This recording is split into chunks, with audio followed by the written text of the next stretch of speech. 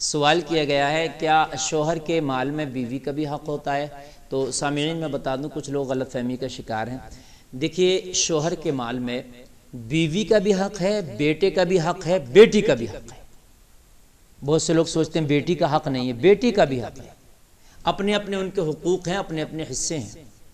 کسی کا کوئی ایسا معاملہ آئے تو کوشش کرے کہ وہ اپنی بیٹی کا بھی حصہ دے۔ اگر بیٹی نے معاف نہیں کیا تو میدان محشر میں وہ دامن گیر ہوگی، دامن پکڑ لے گی اور اس کا حساب دینا پڑے گا، کیونکہ بیٹی کا حصہ ہے، شریعت نے حصہ رکھا ہے۔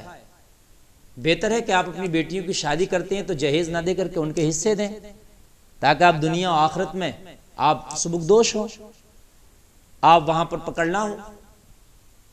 بیٹیوں کے حصے ہیں۔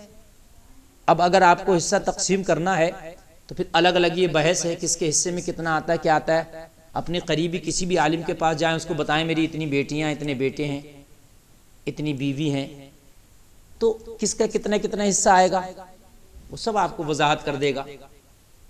اب ظاہر طور ہے بیوی تو کہیں لے کے جا نہیں رہی ہوتی ہے، بیوی جب تک رہتی ہے تو وہ اسی کے ساتھ میں رہتی ہے، لیکن شوہر کا انتقال ہو جائے تب کبھی بٹتا ہے مال بیٹیوں میں، بیوی میں۔ لیکن شوہر زندہ ہے تو بیوی تو اسی کے ساتھ ہی ہے، لیکن بیٹی کو تو جانا ہوتا ہے اور بیٹوں کو بھی الگ ہونا ہوتا ہے، تو پھر کس کا کتنا حصہ ہے وہ آپ کسی اچھے عالم سے معلوم کریں اور اس کے بعد میں اس کا حق اس تک پہنچائیں۔ تو بیوی کا بھی حصہ ہوتا ہے اور بیٹی کا بھی حصہ ہوتا ہے۔